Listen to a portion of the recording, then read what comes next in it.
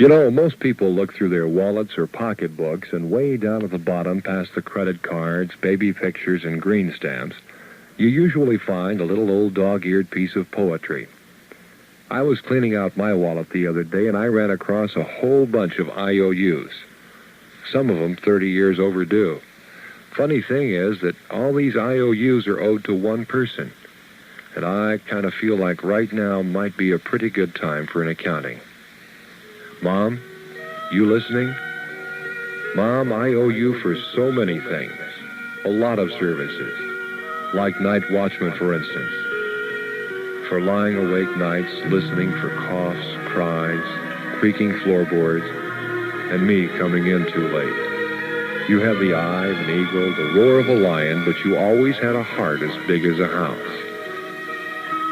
I owe you for services as a short order cook, chef, baker, for making sirloin out of hamburger, turkey out of tuna fish, and two big old strapping boys and a lovely daughter out of leftovers. I owe you for cleaning services, for the daily scrubbing of face and ears, all work done by hand, and for the frequent dusting of a small boy's pants to try to make sure that he led a spotless life, and for washing and ironing no laundry could ever do, for drying the tears of childhood, and for ironing out the problems of growing up.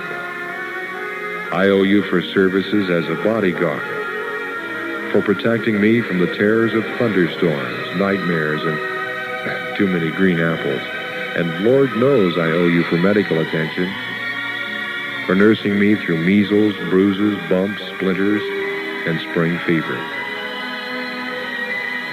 And let's not forget medical advice either. Oh, no. Important things like, don't scratch it or it won't get well. If you cross your eyes, they're going to stick like that. And probably most important of all was, be sure you got on clean underwear, boy, in case you're in an accident. And I owe you for veterinarian services, for feeding every lost dog that I dragged home at the end of a rope, and for healing the pains of puppy love. And I owe you for entertainment. Entertainment that kept the household going during some pretty tough times. And for wonderful productions at Christmas, 4th of July, and birthday. And for making make-believe come true on a very limited budget. I owe you for construction work, for building kites, confidence, hopes, and dreams. And somehow you made them all touch the sky.